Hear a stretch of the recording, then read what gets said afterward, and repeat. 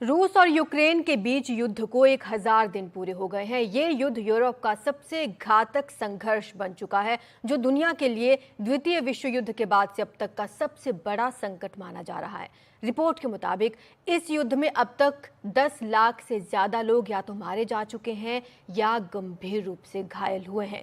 साल 2022 में शुरू हुए 21वीं सदी के इस घातक संघर्ष में यूक्रेन के कई शहर, कस्बे, गांव पूरी तरह तबाह हो गए। जान माल का नुकसान लगातार बढ़ता जा रहा है और युद्धग्रस्त देश से दिल दहला देने वाली तस्वीरें और खबरें सामने आती रहती हैं।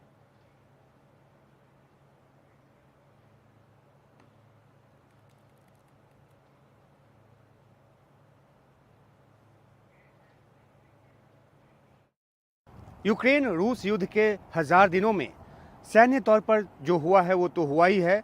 आम जनजीवन पर क्या असर पड़ा है, इसके बारे में जान लेते हैं। 24 फरवरी 2022 को रूस ने यूक्रेन पर हमला किया। उसके बाद से जारी यूक्रेन रूस युद्ध के 1000 दिन पूरे हो चुके हैं। ये यूरोप में दूसरे विश्व युद्ध के बाद से सबसे लंबी चली लड़ाई है। इन 1000 दिनों में यूक्रेन को भारी तबाही का सामना करना पड़ा है। यूनाइटेड नेशन के मुताबिक इस युद्ध में 12,000 से अधिक आम नागरिकों की जो जान है वो जा चुकी है। हजारों हजार की तादाद में जो है घायल हैं। नागरिक सुविधा देने वाले ठिकानों पर 2000 से अधिक हमले हुए हैं। इन हमलों में जहां अस्पतालों और स्वास्थ्य केंद्रों को भारी नुकसान पहुंचा है, वहीं 20 लाख से अधिक जो घर हैं वो तबाह हुए हैं। यूक्रेन के हर 10 में से 4 लोगों को मानवीय मदद की जरूरत है, यानी कि यूक्रेन की 40% आबादी का जो जीवन है वो बिना मानवीय सहायता के चलना मुहाल हो गया है। उनको खाने पीने की चीज़ों से लेकर ऊर्जा संबंधी ज़रूरतों की भी बहुत ज़्यादा दरकार है। रूस के हमलों में यूक्रेन का अपना 60% ऊर्जा उत्पादन क्षमता जो है वो पूरी तरह से नष्ट हो चुका है। और अब जबकि भारी सर्दी पड़नी शुरू हो गई है, यूक्रेन के लोगों के सामने सबसे बड़ी चुनौती ठंड से बचने की है। ऊर्जा की कमी के चलते घरों का जो हीटिंग सिस्टम है काम नहीं कर रहा। ऊंची इमारतों में रहने वालों को उनका जो जीवन है और ज़्यादा कठिन है, क्योंकि उन तक पाइपलाइन के जरिए गैस पहुंचना तो आसान होता है, लेकिन गैस की किल्लत है और बहुमंजिली इमारतों में कोयला जलावन जैसा जो सॉलिड फ्यूल है उसको पहुंचाना जो है दुश्वार है। बहुत ही मुश्किल का काम है, असंभव काम है।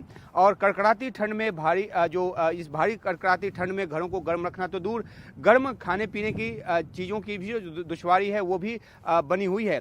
यूक्रेन के ऊर्जा ठिकानों पर रूस के हमले जो हैं बदस्तूर जारी हैं, जिससे आने वाले दिनों में संकट और गहराने की बात है। शनिवार रविवार को भी देखा हमने कि कितने बड़े हमले हुए।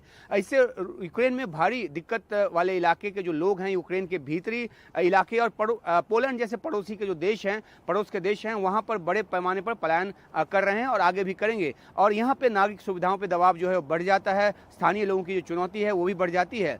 तो पहले ही लाखों लोगों का पलायन जो है वो हो चुका है और वे अलग अलग जगहों पर शरणार्थी के तौर पर रह रहे हैं। इस बीच रूस ने यूक्रेन पर जो ड्रोन हमले का जो नया सिलसिला और बड़ा सिलसिला शुरू किया है और सैन्य तो सैन्य नागरिक ठिकानों पर भी वो हमले कर रहा है। एक बार फिर से बताएं कि रविवार और शनिवार को जितने बड़े पैमाने पर हमला हुआ वो अपने आप में 3 महीने में सबसे बड़ा हमला था।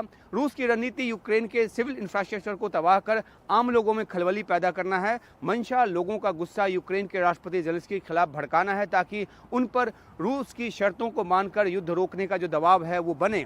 और इन सब के बीच अमेरिकी राष्ट्रपति जो चुनाव में जीत कर आए हैं, डोनाल्ड ट्रंप, उन्होंने 24 घंटे के भीतर युद्ध रुकवाने का चुनावी वादा किया था। जाहिर है कि वे इस दिशा में काम कर भी रहे हों, लेकिन निगाह इस बात पर बनी हुई है कि 1000 दिन पूरा कर चुका ये युद्ध है और कितना लंबा खींचेगा, क्योंकि रूस ने बड़े हमले किए हैं, ओडेसा में भी बड़े हमले किए हैं। और अब जब लंबी दूरी की मिसाइल के इस्तेमाल की जो इजाज़त है वो यूक्रेन को मिल गई है, तो वो भी पलटवार करने की फिराक में है और मौका मिलते ही वो रूस पर बड़ा हमला करेगा। और रूस की तरफ से जिस तरह के संदेश आए हैं, जो क्रेमलिन के जो प्रवक्ता हैं उन्होंने साफ तौर पे कहा है कि अमेरिका का जो फैसला है वो काफ़ी भड़काने वाला है। तो इससे युद्ध रुकेगा या और ज़्यादा जो बढ़ेगा, इस बात पर नज़र जो है वो बनी हुई है।